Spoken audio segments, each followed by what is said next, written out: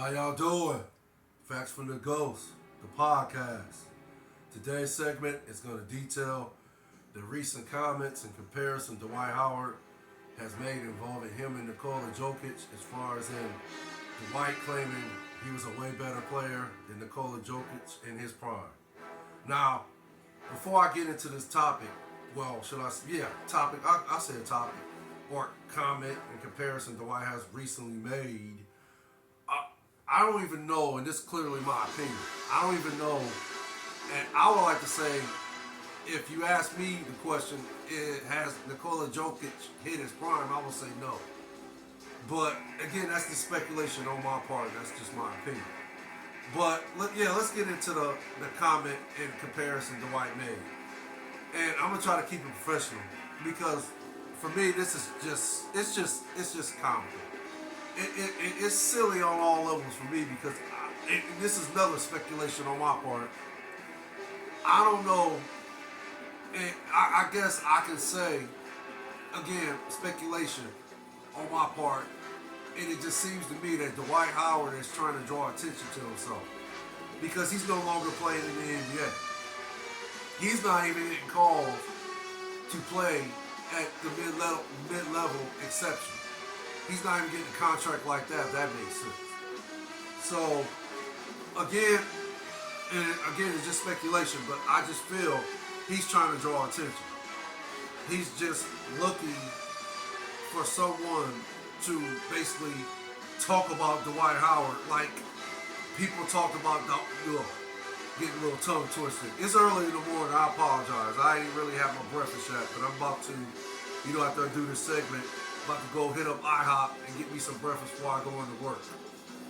But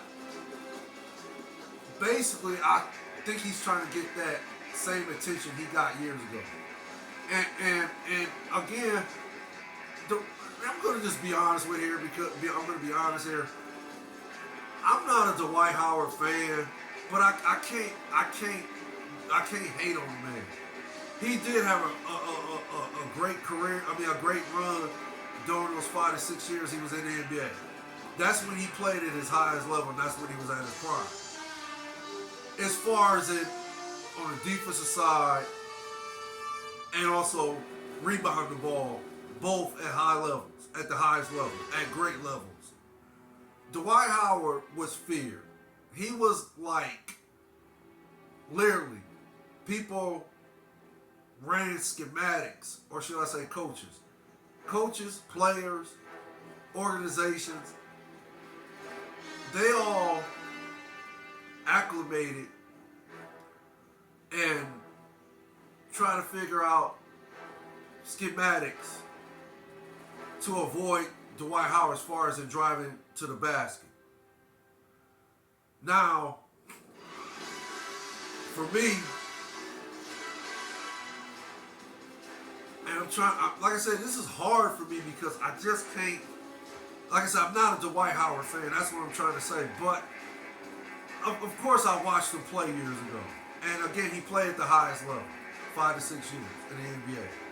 And yeah, again, he was feared. Like I said, teams, rarely try to attack the basket when Dwight Howard was in the middle, playing the center position for the Magic during those 5 to 6 years. Yeah, he was blocking shots at the highest level. He was, having players change their shots.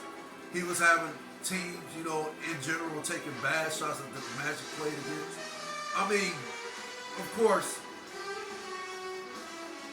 because of all this, because of his level of play during those 5, 6 years, Orlando made the playoffs. And in one case, they went to the NBA Finals, right? In 2009. But where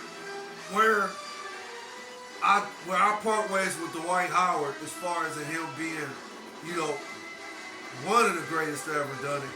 And he's still one of the greatest to ever done it, but he's just not on that level of greatness like the ones who have done it at the greatest level, if that makes sense. Dwight is one of the greatest, but he's just not on that level. He's not on that level like the Kobe Bryant's, Michael Jordan, Shaquille O'Neal, Bill Russell. God rest his soul. Um, Kareem Abdul-Jabbar, Bill Walton, um, Keem Olajuwon. I would even go as far as say Patrick Ewing and Alonzo Mourning was a better center than Dwight Howard was. I could be wrong about that, but that's just my opinion. I just think Patrick Ewing and Alonzo Mourning, their overall game was a lot better than Dwight Howard's because Dwight Howard was, I think, what stood out for Dwight Howard was the fact that he was so strong. He had, all the physical gifts.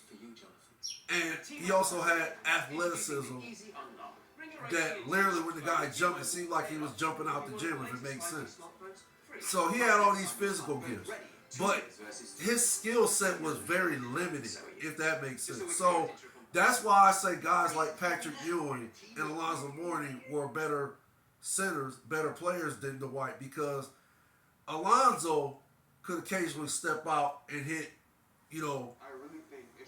20, 18 to 20 footers. Lonzo had post moves. Lonzo could shoot hook shots. The same with Patrick Ewing. He could step out, hit 20 footers, and on some occasions he could hit 3-pointers. He had post moves, and he could pass the ball. Both these dudes could pass the ball, and they played defense at the highest level. So the reason why I just named them two because, yeah, Patrick Ewing and Alonzo Mourning is one of the greatest ever done it, but still, they're not even on the level of the Bill Waltons, Bill Russells, Hakeem Olajuwons, Shaquille O'Neals, if that makes sense. So, but again, I don't even think Dwight Howard is on Patrick Ewing and Alonzo Mourning's level. But again, keep in mind, Dwight Howard is one of the greatest to ever done it, too. He's going to be, I like to think, first ballot Hall of Fame. I like to think that is his future, if that makes sense. So, get back to the comment and the comparison Dwight Howard made regarding Nikola Jokic. It's for me, it's not even a comparison. It's laughable because, okay, yeah, if you want to say physical dominance on the defensive end, rebounding the ball, if you want to say those two components of Dwight Howard's game is better than Nikola Jokic, yeah, that's fine. You can say that. But overall game, no. Nikola Jokic's game is way better than Dwight Howard could ever dream. Nikola Jokic can shoot. We all know that. He can also pass the ball. He passes the ball like a point guard. He rebounds with the best of them. He also occasionally will play some defense. Is he a defensive threat, like at the highest level? No, he's not. But he still plays some defense. He can also take, people off the dribble. He can shoot with his left and right. He can shoot with both his hands. Dwight Howard had no skill set like that whatsoever. Dwight Howard couldn't shoot at all, really. He couldn't shoot free throws. And he had no offensive game outside 4 feet away from the basket, if that makes sense. As far as Nikola Jokic can shoot free throws. Oh, and he can shoot 3-point shots. Case in point, Dwight Howard only hit 22 of his 3-point shots, right, in his career. While Nikola Jokic has hit 593 of them in his career. So there's a huge difference as far as in shooting alone. That Nikola Jokic is a way better player than Dwight Howard ever could dream of. So, and again, if you want to go career to career, if you want to go career versus career, let's take a look at Dwight Howard's career during his stint with the Orlando Magic. Well, of course, he went to one Eastern Conference Finals, and that was in 2009. In which they lost to the Lakers 4 games to 2. So, yeah, the Lakers ended up winning the championship, the 2009 championship. Then the following year, they make it back to the Eastern Conference Finals, and then they end up losing to Boston 4 games to 2. Keep in mind, Boston got out the gate on them 3 games to none. They won the first 3 games. Boston Celtics did. With Paul Pierce leading the way, averaging 24 points for the series. Now, Dwight averaged what, 21 and 10 for the series? Now, if you ask me the question, if this is supposed to be a dominating type like player, how come he averaged no more than 22 points and 10 rebounds a game? If Dwight, and this is supposed to be prime Dwight, and prime Dwight averaged 22 points and 10 rebounds for his career, right? During those prime years with the Magic, I should say. He averaged 22 points and 10 rebounds. And he clearly came up short in the finals, averaging 15 rebounds, 15 points, 15 rebounds, and four blocks, right? He came up short in the finals, and then he came up short in the Eastern Conference Finals against the Celtics, averaging 21 and 10. So you gonna tell me that, oh, this is prime Dwight, and this is the numbers I get from prime Dwight? As far as in Nikola Jorkic, again, he averaged what? 30 points, 7 rebounds, and 30 points, 14 rebounds, and 7 assists against the Miami Heat. And of course, Denver defeats Miami 4 games to 1, right? And then they win this year's NBA championship. So, and he was, oh, by the way, Nikola Jokic was MVP of the series in the finals. So, you combine all that, and what does that tell you? Who's the better player?